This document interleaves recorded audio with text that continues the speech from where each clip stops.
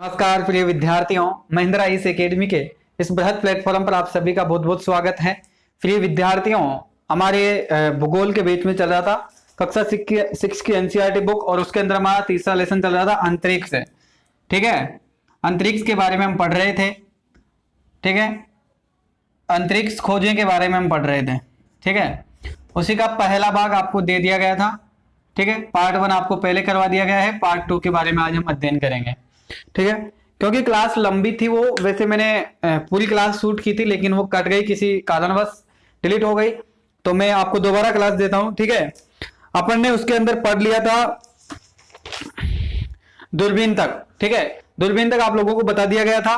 यानी कि दूरबीन एक ऐसा यंत्र है जिसकी सहायता से दूर पर स्थित वस्तु को हम पास से बड़े रूप में दिखाई देती है, बड़े रूप में उसको आप देख सकते हैं। ठीक है, ऐसे यंत्र को क्या कहते हैं? दूरबीन कहते हैं। 20वीं शताब्दी तक खगोल शास्त्र का समझने के लिए ही एक ही शास्त्र था मात्र, जो कि आधुनिक वेधशालाओं की प्रमुख यंत्र था, वो थी दूरबीन। ठीक है, 20वीं शताब्दी तक खगोल शास्त्र के पास में एक ऐसा ही यंत्र था, यानी कि यही एक मात्र ऐसा साधन था जिससे वो दूर की चीजों को पास में देख सकते थे, और उसका नाम क्या था? दूरबीन। ठीक है, प्रमुख दूरबीन का आविष्कार हॉलैंड यानी नीदरलैंड के हांस लिफर्स ने किया था। वैज्ञानिक का नाम क्या है? हांस लिफर्स। ठीक है, हांस लिफर्स ने इसका आविष्कार किया था सबसे पहले। हांस लिफर्स ने इसका, और कहां पर किया? नीदरलैंड में सबसे पहले हांस लिफर्स ने एक दूरबीन का आविष्कार किया।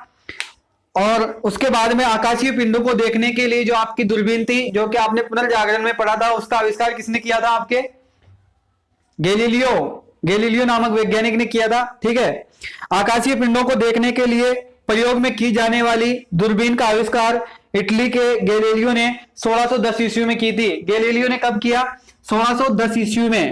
ठीक है, गैलीलियो ने 1610 ईस्वी में इस दूरबीन की स्थापना की थी। ठीक है, और ये दूरबीन किसके लिए उपयोगी थी? दूर से पिंडों को, आकाशीय जो पिंड है आपके अंतरिक्ष में जो पिंड है, उसको देखने के लिए ये महत्वपूर्ण थी। ठीक है, इसकी सहायता से देखते थे। वर्तमान में भारत सहित रूस, अमेरिका, चीन, फ्रांस आदि देश बड़े बड़े दूरबीनों का स्थापना कर चुके हैं। ठीक है, जिसकी सहायता से वैज्ञानिक अंतरिक्ष के बारे में नई जानकारी प्राप्त करता है। एक दूरबीन हमारे राजस्थान के उदयपुर शहर में भी स्थित है, जो कि फतेह सागर झील के टापू पर स्थित है, और यह देश की सबसे बड़ी दूरबीन है। ठीक है, राजस्थान के उदयपुर शहर के फतेहपुर सिगरी टापू पर स्थित है एक। ठीक है, और वह दूरबीन देश की सबसे बड़ी दूरबीन है। ठीक है, मास्टो नामक इस दूरबीन का सूर्य का अध्ययन करने के लिए किया जाता है। मास्टो नामक एक दूरबीन है, मास्टो उसका नाम है, और उसका उपयोग किसके लिए किया जाता है? मास्टो नामक एक दूरबीन है, उसका उपयोग सूर्य के बारे में अध्ययन करने में किया जाता है। ठीक है, सूर्य के बारे में जानकारी प्राप्त करना और सूर्य के बारे में अध्ययन करने के लिए वैज्ञानिक किस दूरबीन का उपयोग करते हैं? मास्टो दूरबीन का। ठीक है, दक्षिण भारत के केवलियर यानी कि तमिलनाडु नामक स्थान पर एक वेणु दूरबीन की स्थापना की गई है। कौन सी दूरबीन नाम है? वेणु दूरबीन। और कहां पर है? कवलियर तमिलनाडु के अंदर है। ठीक है, इसका नाम वेणु दूरबीन है। इसके बाद में अंतरिक्ष के रहस्यों को उद्घाटित करने के लिए वैज्ञानिकों ने अप्रैल 1990 को हबल अंतरिक्ष दूरबीन की अंतरिक्ष में स्थापना की थी। हबल जो दूरबीन है आपके अंतरिक्ष में, उसकी 1990 में उसका आविष्कार किया गया था। ठीक है, इसके बाद में वेधशालाओं की हम बात करेंगे। वेधशाला आपका अगला टॉपिक है, वेधशालाओं के बारे में हम अध्ययन करेंगे। ठीक है, अगला टॉपिक है आपका वेधशालाएं। पीडीएफ नोट्स आपको ग्रुप में दे दिया गया है, आप सभी ने ग्रुप में नोट्स पढ़ लिए होंगे, और ये आपकी क्लास है आज। आपको अगर अच्छे से समझ में आए होंगे तो आपने पीडीएफ नोट्स पढ़े होंगे, और उसके बाद में आपके क्लास में अच्छे से समझ में आ जाएगा। ठीक है, वेधशालाओं के बारे में हम जानेंगे। प्राचीन काल में पाटलिपुत्र, नालंदा के स्थानों पर तारों की गतिविधियों पर नजर रखी गई होगी, वही वेधशालाओं से। ठीक है, सवाई जयसिंह ने भारत, चीन, वेविलियन और यूरोप ज्ञान के आधार पर वेधशालाओं का निर्माण दिल्ली के जंतर मंतर में प्रारंभ किया। ठीक है, और उन्होंने सन 1724 ईस्वी में दिल्ली में प्रथम वेधशाला की स्थापना की, ठीक है, तथा सन 1734 में दूसरी वेधशाला आपके जयपुर बनाई गई, ठीक है। इसी के अतिरिक्त बनारस, उज्जैन, मथुरा तथा वेधशालाओं का निर्माण करवाया गया। इनमें से सबसे बड़ी जयपुर में स्थित है जो कि वेधशाला है, ठीक है। सवाई जयसिंह ने 3 वाद्य यंत्रों के आविष्कार भी किए हैं, जिसमें से सम्राट यंत्र है, जयप्रकाश यंत्र है और रायन यंत्र है, ठीक है। और रायन सम्राट सबसे बड़ा यंत्र है एवं सबसे ऊंचा है। इसकी चोटी है वह आकाशीय ध्रुव तारा को सूचित करती है या ध्रुव तारा की ओर संकेत करती है, जो कि लगभग 300 वर्ष बाद में यह यंत्र समय बीतने के काम में आता है, ठीक है, 300 वर्ष पहले। कृत्रिम उपग्रहों के बारे में हम बात करेंगे। ऐसे पिंड अंतरिक्ष में भेजे जाए हैं जो कि पृथ्वी के चारों ओर चक्कर लगाते हैं, उसे कृत्रिम उपग्रह कहते हैं। कृत्रिम उपग्रह किसे कहते हैं? ऐसे कृत्रिम पिंड जो कि अंतरिक्ष में भेजे जाते हैं और वो पृथ्वी के चारों ओर चक्कर लगाते हैं, तो उसे क्या कहते हैं? कृत्रिम उपग्रह, ठीक है, कृत्रिम उपग्रह के नाम से उसे जानते हैं। उसी के बाद में विश्व के पहले उपग्रह के बारे में हम जानेंगे। विश्व के जितने भी उपग्रह छोड़े गए हैं उनके बारे में हम जितना यहां पर दिया गया है उसके बारे में अध्ययन करेंगे। आगे जितने भी उपग्रह है, कहां से किसको छोड़ा गया, किस वैज्ञानिक द्वारा, किसके संरक्षण में इसको छोड़ा गया, किस सरकार ने इसकी आर्थिक सहायता की, इन सब के बारे में हम बहुत गहराई से विस्तार से जानकारी करेंगे जब आगे हम पढ़ेंगे, ठीक है। अभी आप यहां पर केवल आपको नाम याद करना है। कक्षा 6 की एनसीईआरटी बुक में इतना ही दिया गया है, ठीक है। चलिए विश्व के पहले उपग्रह की बात करें तो विश्व का पहला उपग्रह 1957 में स्पुतनिया फर्स्ट तत्कालीन श्वेत संघ द्वारा अंतरिक्ष में रॉकेट के द्वारा पहुंचाया गया था। पहला जीवित प्राणी स्पुतुक 2 में भेजा गया था और यह जीवित प्राणी थी लाइको नामक एक कुतिया थी, ठीक है, एक कुत्ती थी जिसका नाम था लाइको और उसको भेजा गया था। यह परीक्षण पूरी तरह से सफल नहीं रहा। 4 साल बाद में 1961 में श्वेत संघ ने पहली बार मानव सफलतापूर्वक अंतरिक्ष में भेजा, ठीक है।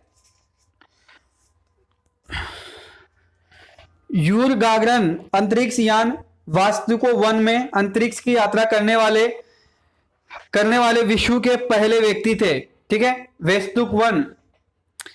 1969 में अमेरिका की दुनिया को चौंका देने वाला काम किया कि जो कि अपोलो 11 अंतरिक्ष यान से 3 यात्रियों को सफलता के साथ में न कि सिर्फ अंतरिक्ष में सैर कराए बल्कि 2 यात्रियों को चंद्रमा की सतह पर भी उतार दिया था, ठीक है। विश्व के पहले व्यक्ति चंद्रमा की धरती पर कदम रखने वाला था नील आर्मस्ट्रॉन्ग।